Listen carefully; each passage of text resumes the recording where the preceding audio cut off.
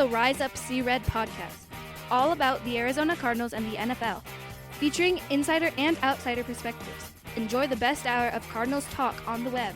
Now here are your hosts, Jess Root and Seth Cox.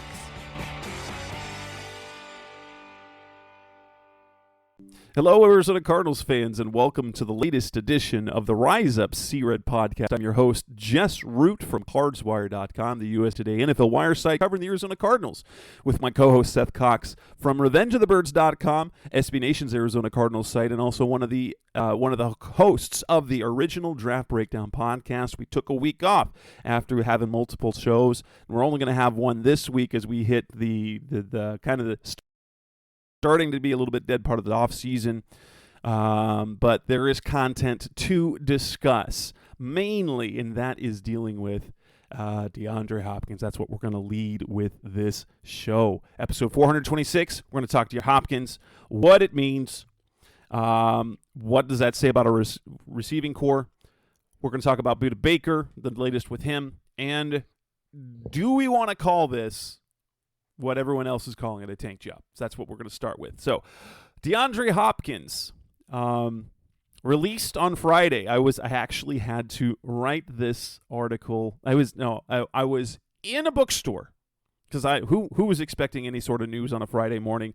I was in a bookstore, cleaning out my house. I had a whole bunch of books. I took the half price books to sell/donate, whatever.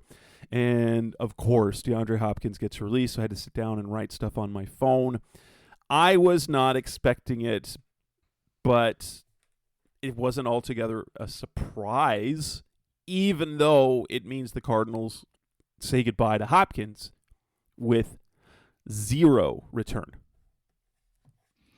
Yeah, and I think, the more we learn about the situation, the more we understand why that's what happened. And I recommend, checking out the things that Jess and I have skimmed from, Albert Breer mostly, but, other people have come through with some thoughts as well. But especially, go to the SI article Albert Breer wrote, where he basically laid it all out. Like, there was legitimately two teams that explored trading for him, but there was never a real offer.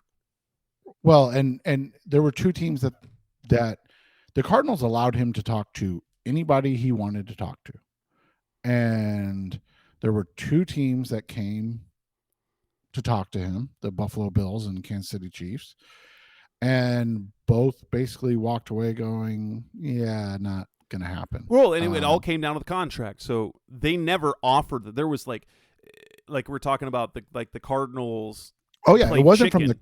It wasn't from the Cardinals' perspective, right? It was legitimately from DeAndre Hopkins. Yeah, so it wasn't like a case where some might have speculated is that the Cardinals played chicken. It's like, oh, they were offered a third-round pick there, so that's not enough. It's not enough. They never got an offer because it was always the contract. The Bills were interested, the Chiefs were interested, but unless his contract was redone, and the Cardinals had a sticking point there, they weren't going to do that. They weren't going to eat some of that money because But that was the thing. They legitimately also offered to take on some of the contract, but it obviously wasn't worth enough to take on too much. And so in the end, what happened was, and I thought Breer put it very well. Is he still a very good player? Absolutely. Is he a guy worth 20? I mean, it's 19.5, but 19.5 million. Literally, the whole NFL said, nope, not worth it. And whether you and I agree with it or not, that's just the reality of the situation. And I thought that, we had heard through the grapevine that the Cardinals were, willing to take less than their initial asking, which was a day 2 pick and a player. But it never even got to that point. Right. It's not like anyone offered them. It was all about the money. Before any offer came dealing with the contract, and nobody wanted to pay DeAndre $19 million this year. Right.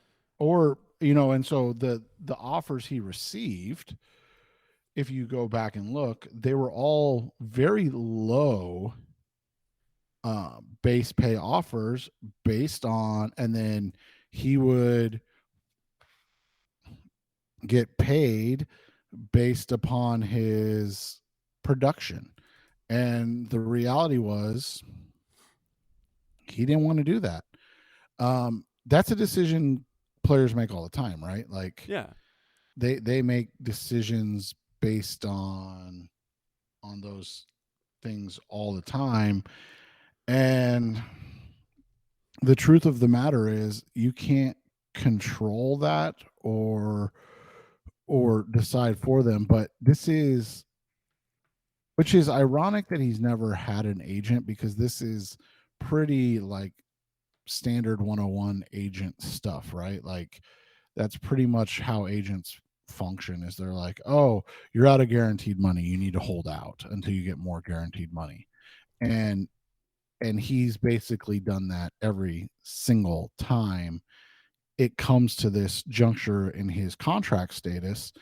And he did that in Houston, and now he's doing this again in Arizona. And it's, unfortunate, but it's also the reality. And when the Texans traded him, he was coming off his third straight first team all pro season. Now he's coming off back-to-back seasons where he played a total of 19 games in 2 seasons. Yeah. He's still very productive in those 19 games.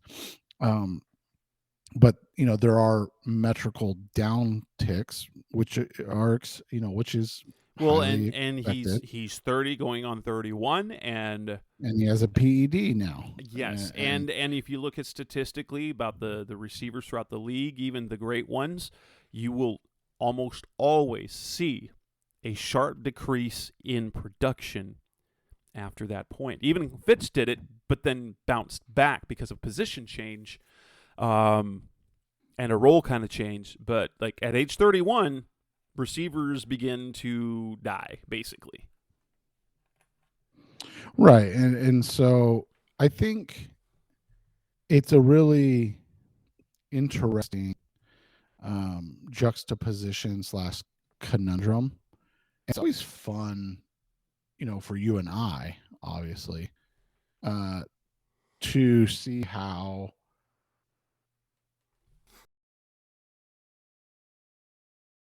players deal with this, because as you and I have always said, we side with the players in all of this. When they want money, when they want things like that, we're always on the player side. But this is a little bit different, because now you're getting kind of a inside look at the mind of an athlete and what really matters to them. And fans tend to have this Pollyanna view of, well, they're all about winning. Maybe they like to win, but mostly they like to be paid an exorbitant amount of money to play a very difficult game. And that's kind of where Hop is at right now, right? Yeah. He's, you talked about chicken, right? He's the one playing chicken at this point, because the Cardinals have basically no leg to stand on. Or obviously now he's gone for sure. Like, the transaction went through on Tuesday, but the Cardinals were basically like, they floated for 4 days that, hey, just make an offer, you can have DeAndre Hopkins. And the entire NFL was like, no, we're good. we'll wait. And so now it's going to be like, okay, what happens? Does a team say, oh, you know what? I'll give him an Odell Beckham type of deal. Or does a team say, Odell's older, less productive, and hurt as often, but he doesn't have the PED. He doesn't have kind of, I think, something, and, you and I never question players' health, so I don't want anybody to think we're questioning this. But we had heard that there was a rift based on his not playing the final 2 games of the season. Yeah, that was perhaps was the reason why restructuring his deal was not very much palatable, because they didn't want to give him more money when he quit on the team, essentially. And we understood. So we don't know how healthy he was. There was a knee, but basically it came down to he sat out the final 2 games when he could have played. When the team was still trying to win. Like they weren't hopeless. Like this was a team, a bunch of players, coaches fighting for their lives, and they didn't have They didn't have their best player. Right, and again, fans love the idea of and the romanticism of sport, and we all do. I mean, that's why we do this. But the reality kind of comes in too is that these guys are, one, human, 2, that they have a job that they get disgruntled with just like we do. I guess the biggest difference is that if I mean 2 games would basically be the equivalent of me not showing up to work for like 3 months, right? But like we don't have those options. And so, that's what they end up kind of focusing on, unfortunately. And we'll see how this all works out. But I think right now we're in a spot where this was best for the Cardinals as an organization as they continue to try to build something that guys are buying into. Yeah. Now the thing that we get from the Hopkins release is cap space this year and no dead money next year. That's why the timing of it happened. They didn't need the cap space. They are already one of the league leaders in cap space. They had about $16 million. Now they've got about $24 million. They take out a ton of dead money this year. But the great part is that, and this is the part why when we talked about trading him, that trading him in season wasn't nearly as attractive, because once you cross that June 1st mark, that means his contract is going to affect the Cardinals for 2 seasons. And we kind of felt that that's what they wanted to do, is to get it off the books, and that eventually trade was going to happen during the draft. But when it didn't, okay, well, maybe. But the release, while it was a surprise, was not surprising to me, because it shows that, and we're going to talk a little bit more of that later, is like the priority isn't 2023.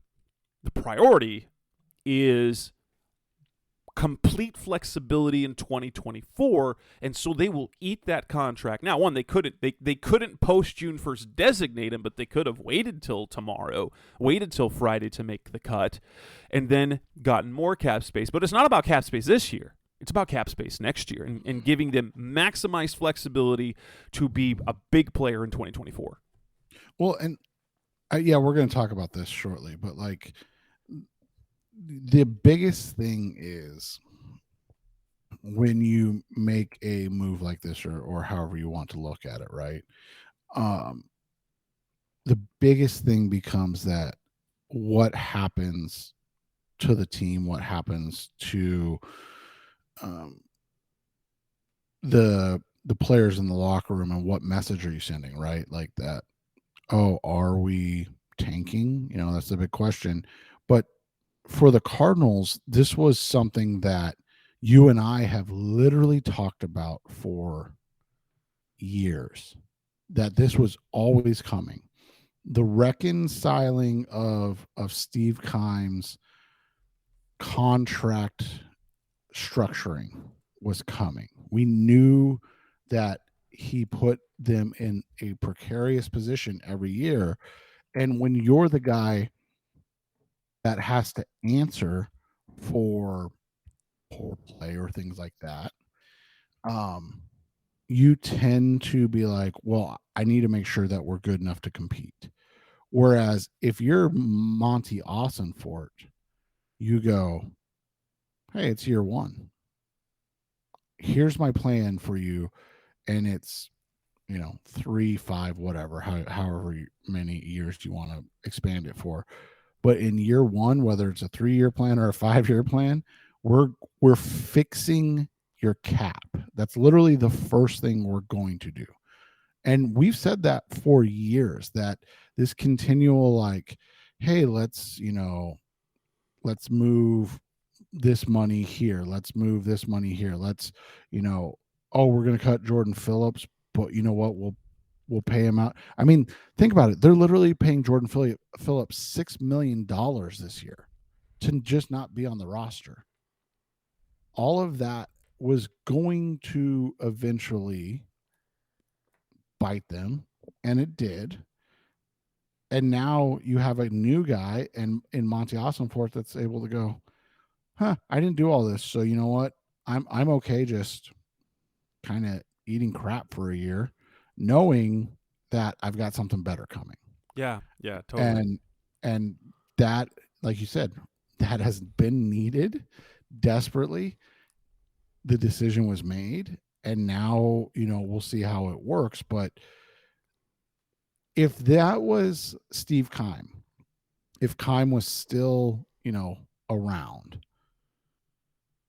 they cut DeAndre Hopkins, that money would have 100% been spread out over 2-3 years. They would have restructured him to trade him, been like, look, I got a 4th round pick for him, and we redid his deal, and the Cardinals are paying, $9 million, they're paying $19 million this year, $9 million next year, and $6 million in 2025. And we would have been like, what are you doing to get a 4th round pick? Like, what is happening? Yeah, totally. Coming up next on the Rise Up C-Red podcast, the best our Cardinals talk on the web, let's talk about potential landing spots for Hopkins. That's coming next on Rise Up C-Red. We're back on the Rise Up C-Red podcast, the best of our Cardinals talk on the web. Cardinals no longer have DeAndre Hopkins. Now it's a case of where he lands. We know what he wants. He wants stable management. He wants a quarterback who loves the game, and he wants a championship defense. He wants to win. He also wants to get paid, apparently, because he looked at the $15 million that Odell Beckham got, who didn't play last year. He's like, I deserve that much. Where do you think he lands? There's all sorts of different odds going around right now. I don't have the odds numbers up right here. Oh, next time. Let's see what the Bills are the favorite him in terms of betting odds. So that's shifted a little bit. So let me see. Here's where, and this is as of when was this published? Oh, this was published a couple days ago. It says Bills plus 200, Chiefs plus 300, Cowboys plus 5, Patriots plus 700. In those, so yeah. So when he was released about a week ago, we're recording on a Thursday morning. When he was released a week ago, Dallas was number 1, KC was number 2, Carolina was 3, Baltimore 4, Buffalo 5, and I should fix that. 1, 2, and 3 are separated a little bit, and then 4 through 8 were all 7-1 odds, and that was Baltimore, Buffalo, New England, Philadelphia. So the odds are shifting because I think part of it is, like you said, they don't know who wants it. I mean, literally, teams have been able to do anything for him or with him, and nobody's really pursued him vigorously. Like, right. It's basically been like, we'll see what happens. It comes down to money too, because here's the thing: if cap space, so the Chiefs, he'd love to play with the Chiefs, and the Chiefs were a perfect fit for him because they need a big-time receiver. Look what they did. They won a championship without a big-time receiver. but they have 652,000 in cap space. 600, like less than $1 million. So like even a league minimum deal is going to put them over. There's no way for them to fit unless they do some stuff. Never mind. Even if they do the $15 million to Odell Beckham, who I think it gets $12 million up front, and then they added five void years. So they're going to have to pay the piper next year for the cap. So this year it ends up being, I think it's a $5 million cap hit, and that was like crazy creative cap space. The Chiefs, 652,000. The Bills have $1.4 million in cap space only. But that's what I'm saying. That this is a great litmus test for fans to see, because Hopkins has the opportunity. I mean, they could have gotten something done. Let's be honest. They literally could have gotten something done before the draft, right after the draft, immediately. But it's Hopkins' sticking point of money. Like, that's literally what is holding everything up. And we're talking about a guy that's made over $111 million in his career. And again, like, everybody's got different things and motivations and things like that. But that's why I think this is such a fun kind of litmus test of, oh, is this about money, or is this about your career? Is this about winning? Like, what is it about? Because most fans want to believe that Hopkins would be like, you know what? I'm going to take less money to go play for that Chiefs team, right? Like, when they signed Donovan Smith to like a $9 million deal, that could, I mean, easily that could have been Hopkins. He didn't want to do that. And so now you're getting the question of like, what is this guy's motivation? Well, I can tell you what his motivation is. He's basically said it. It's money. Like, yeah, he doesn't want to play for the Cardinals. He doesn't want to play for the Texans. He doesn't want to play for those teams. Okay. But does he want to play for the Bills bad enough to take, like you said, I don't even know what the veteran minimum is, but like end up being, I think, 1 point. I think it's 1.165 is league minimum. Yeah. So sign a veteran minimum deal with incentives up to 17, 18 million. Well, no, he won't. I mean, he's basically told us that he believes he deserves more. So it's going to be interesting if he comes off of that and says, you know what, I want to win. I've made $110 million in my career. What matters to me now is finding that championship. But again, we the same thing about Tyreek Hill. I mean, he won a Super Bowl, and his first thing was, hey, I want to be the highest paid receiver in the NFL. And the Chiefs were like, we can't do that. And he's like, okay, trade me.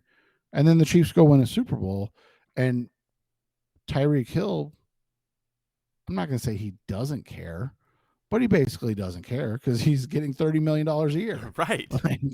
Like that's the thing is like, but, and obviously the difference is DeAndre's never won a Super Bowl. So now you've got that question like, hey, what matters in your career? Being a guy that put up a bunch of stats on teams that never won, the big one, but you made a ton of money, or do you want to be the guy that, helped Kansas City win their third Super Bowl in 5 seasons? Or do you want to be the guy that helped the Buffalo Bills win their first Super Bowl in franchise history? But let's be honest. I mean, the Bills are having an issue with Stephon Diggs right now. Yeah. So which is why Hopkins is a good fit there. Who do you think he ultimately ends up with?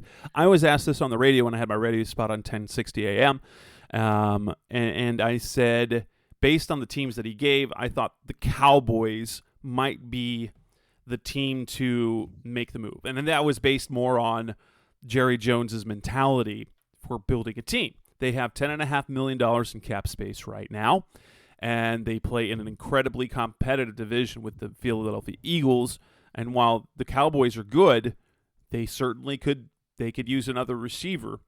But I also said maybe the Browns. But looking here at cap space, with the Jets being up there, the Jets make a lot of sense too, especially if they want to make a move in the AFC East. They went and got Aaron Rodgers. They've got that budding defense. You've already got a young, great receiver in Garrett Wilson. He's a great fit in New York if that's the direction where they go. They got the money to do it. I think for me, I'm thinking that the Jets or the Cowboys are my two favorites if I had to pick and put money on. I like the Cowboys. I like the Jets. What about the Detroit Lions? You know, we're a borderline playoff team. They're going to be without JMO for a bit. Yep, they have 24 million, just under 24 million in cap space.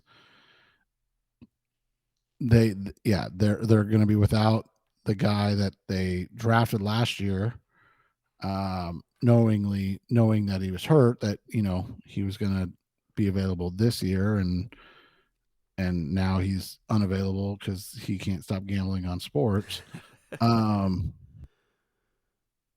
I mean, they could make some sense. The other team that I've heard, I question whether Dan Campbell wants that. Like, you want the talent, right? But you don't want the headache, right? And that was kind of the thing with Bill O'Brien. And now the Cardinals dealt with that. Cliff Kingsbury was more than okay to deal with it, but Dan Campbell's a little bit different. Is that like he's trying to create, kind of like Jonathan Gannon is trying to create a particular culture. And does Hopkins fit even as great a player as? I'm not sure. Let me throw an interesting team at you, the Jaguars.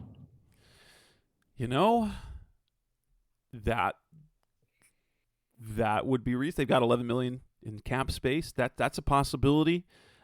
You add him to Christian Kirk again in a South division that, very, very winnable. Very winnable. But, do they have the horses to compete with the Bengals and the Bills and the Chiefs?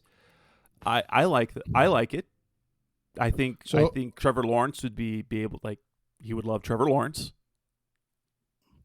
I mean, that's just the thing, though, is like, if he ends up in, say Carolina, who's got, 20 plus million in cap space, is he really about winning a Super Bowl, or was he about like, hey, look, I got another $18 million or whatever, they end up paying him. So that'll be that to me is the fascinating thing, because where he ends up is going to tell us more. And I think we know.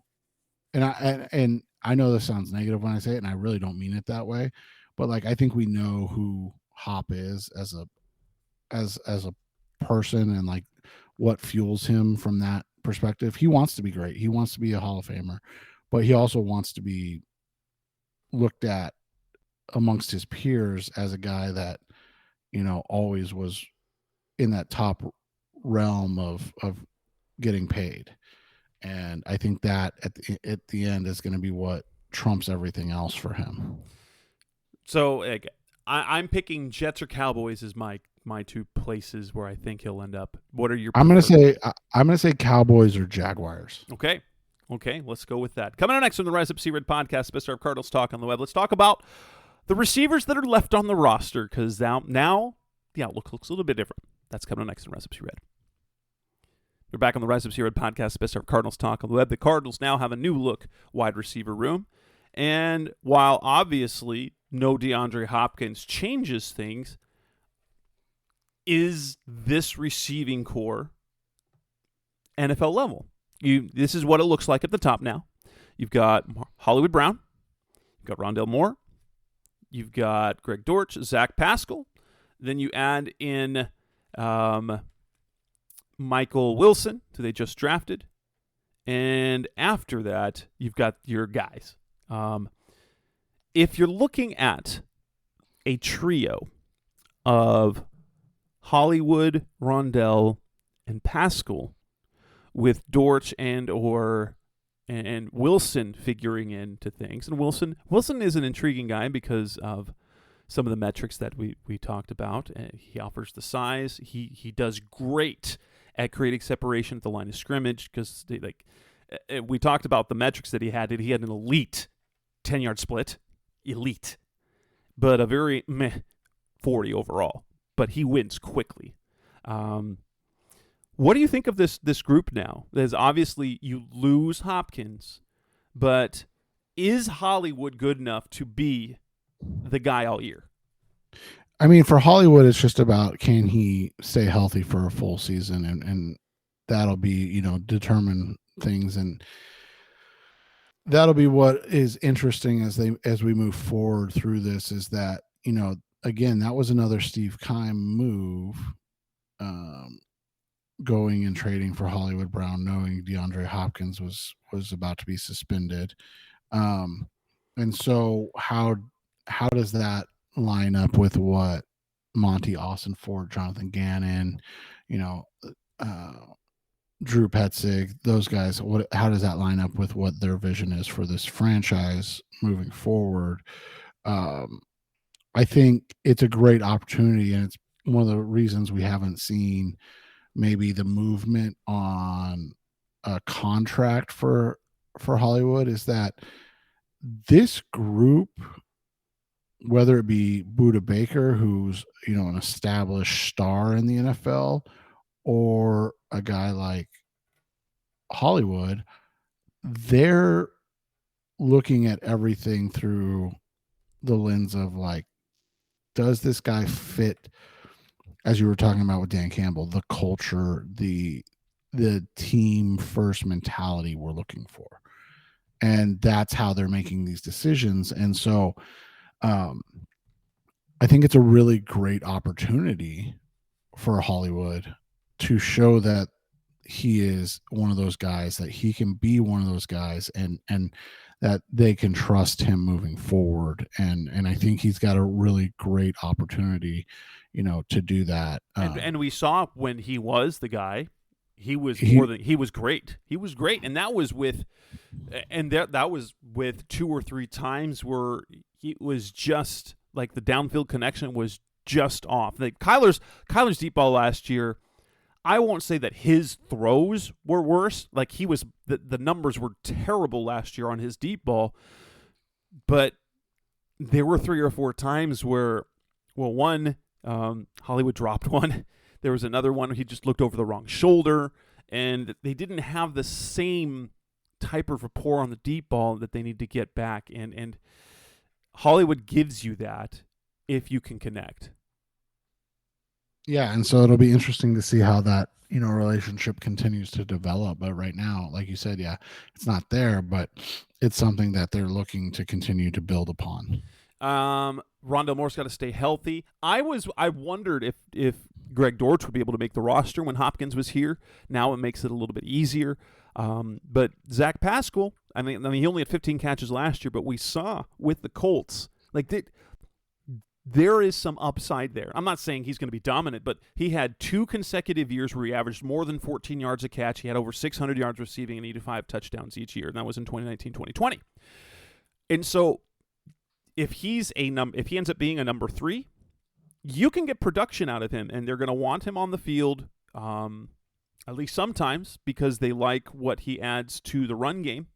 We know that he's a dog on special teams, and I don't know if I bet that he'll be able to crack the rotation. There's some upside with Michael Wilson, and the good thing with Wilson and Pascal is that you happen to get 2 guys with size.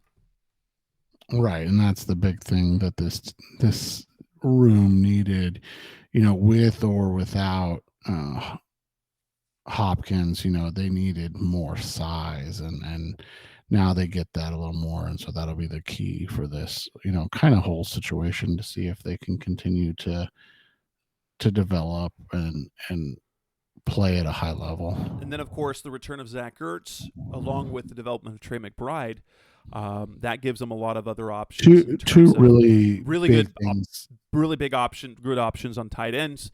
Because Ertz, when Ertz is in Philly now, he doesn't he was glad not to have to do it as much here, but he's a guy who can run X routes. Right. And so, when you're looking at it, you've just got a nice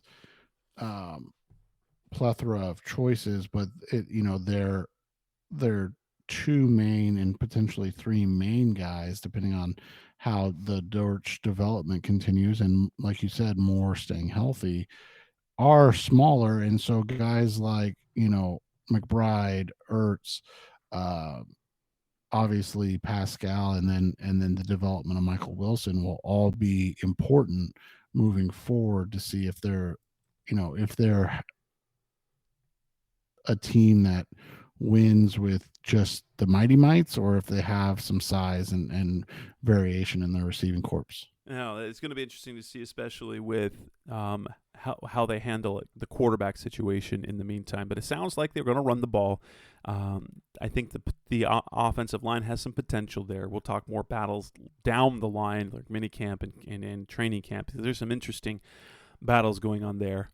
Let's move off that and move on to some other topics. Coming out next on the Rise Up C-Red podcast, the best our Cardinals talk on the web. Budda Baker, we've got some news on him. What's the latest with the All-Pro safety? That's coming up next on Rise Up C-Red. We're back on the Rise Up C-Red podcast, the best our Cardinals talk on the web. We know Budda Baker asked for contract extension, was told no, he's unhappy, made a trade request, has not been at OTAs. However, on an interview with Cam Cox of 12 News, while he did not say specifically, I will report to mandatory training camp, he did say, I will be there when it's time to be there. I'll be there. I'll be all smiles. I'll be the same guy as always. And isn't that everyone, what we've all taken from that, both locally and nationally? He will report for the mandatory minicamp, whether that means he's going to be on the field doing the workouts, but he's not going. It sounds like he's simply playing the cards that he's allowed to play right now, and will be there, will not be a distraction, will be there for minicamp, will be there for training camp. But let's be honest, did we expect anything different? No, not based on his agent and how his agent does things.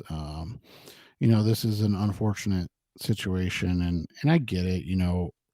He's a very good player, and for the Cardinals, his value supersedes the positional value.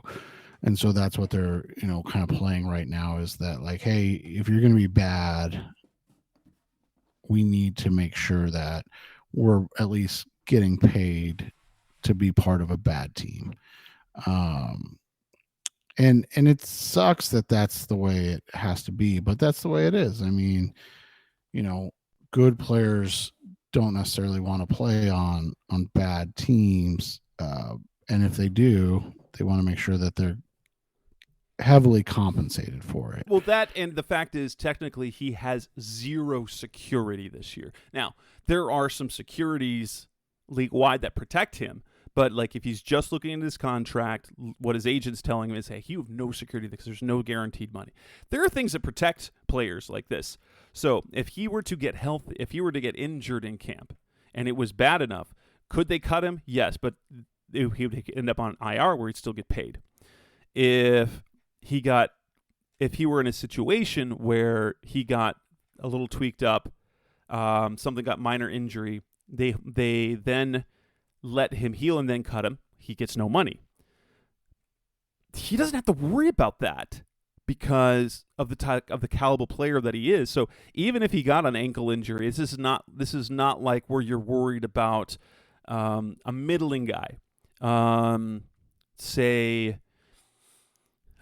to find a guy on a team that, so if they had let's say Darrell Williams. If, let's say Darrell Williams last year. He was on a multi-year deal, no guarantees left, and you were questioning his role on the team. And so if he gets a minor injury, then you get him saved, you get him healthy, and then you cut him, so you're off the hook from any money. Budda's not in that position. Budda's a star on this team. They love him. There is no way he's not making the money that he's got, even though it's technically gotten guaranteed. Even though it's not guaranteed to the contract, it's basically guaranteed, as long as he doesn't turn into an idiot, basically. Right. And so that's, I mean, it's just one of those situations you have to look at and take with a grain of salt of like, we get it. Like, he wants more money, but right now we're trying to figure out what the best thing for this franchise is and what they're going to do moving forward. And I mean, like I said, it's just unfortunate that that's how this is all playing out. Right. But I mean, we've seen it before. Like, just because a team player makes a trade request doesn't mean he's going to get traded. You know, Chandler Jones requested trade, didn't get traded. Patrick Peterson requested trade, didn't get traded. Granted, they were in the last year. They were last year, and Patrick just wanted to move somewhere else. But Budda's got 2 years left. If he's still the stud that he is, I totally expect him to get extended after the season as they move forward, looking at 2024 and beyond. He's the it would be now. For a new coaching staff, new general manager, it would look really bad for them to talk about Budda the way they've talked about him this offseason, then to have him ball out like he has in years past, and then to trade / just not give him a contract extension. That would be like, that'd be egg in the face. It would look really bad for this organization, because it would be for the organization itself, publicly, the players in the locker room, when you give so much praise to a guy like Budda Baker, and then you do not take care of him after, he balls out. Now he's only a year left on this deal, which is the standard time to extend a contract. He's still playing at an extremely high level, and you don't reward him. That would look really bad.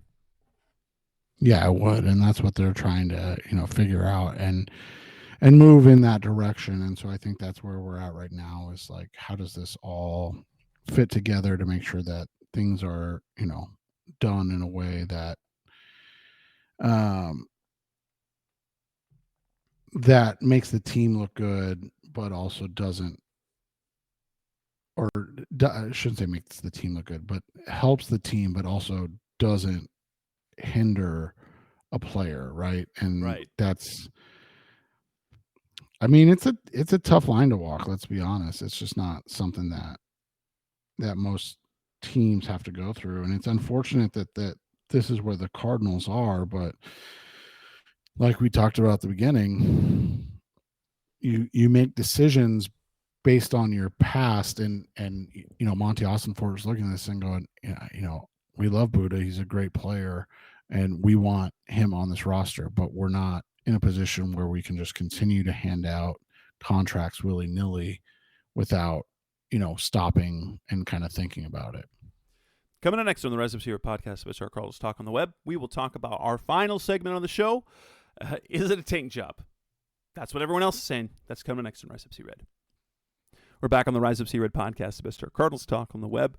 The word on the street is that the Cardinals are tanking, that they are looking at Caleb Williams from USC. He's going to be in the conversation. They want a top 2 pick, and that is what their goal is. I hate the idea of that. Organizationally, I get the notion of tanking. I understand that. I refuse to believe that a brand new coach and GM are going to purposely cheer for losses. I understand it might be the result that happens, and then you're okay with them. Year 1 with Cliff Kingsbury, they understood it was about building for the future. They had a brand new rookie quarterback. They understood that, so they weren't cheering losses. They just knew losses were going to come. Do I believe the organization is purposely putting itself in a position to have a top 2 pick? I don't think so. I do not think that is the philosophy, like some people would like to say. that they're actively cheering for 0-0. They're gonna, if they get a winless team, perfect. No, I don't believe that. I don't believe it at all, because it completely undermines what you players don't tank, coaches don't tank because their job's dependent on it. Is Austin Fort purposely tanking this year? I don't like to call it that. What Kyle Odegaard calls it is a roster teardown, and I like the notion. And it just, the losses might be inevitable, and maybe they are consigning themselves, they're resigning to the idea that they might be a bottom 2 team in the league, but I do not believe that is the goal. Yeah, I agree with you 100%. I don't think that they're trying to lose. I don't think that they're trying to be an awful team. What I think they're trying to do is, I think what they're trying to do is change the culture and the philosophy, and in doing so, it's going to be kind of painful, kind of slow, and kind of ugly, but it's about how are they competing under these new circumstances. And when you look at, the team from a cultural standpoint in the Detroit Lions, in Dan Campbell's first season, they went 3-13-1, and everybody was like, yeah, they're on the right trajectory. They ended up with the second pick in the draft. They take Aiden Hutchinson, and they continue to grow. Remember the Lions, and then they went 9-8 last year, finished second in the NFC North. And let's not forget that the Lions were 1-6 after they lost to the Miami Dolphins. They had already had their bye week, and they finished the season 8-2, including sweeping the Green Bay Packers. They were a scrappy team. They were the terrible defensively, and that defense finally started coming together late in the year. And that's what people have to remember, is that is what the goal is for the Cardinals. It's not to be immediate contenders. They're trying to build something that is long term.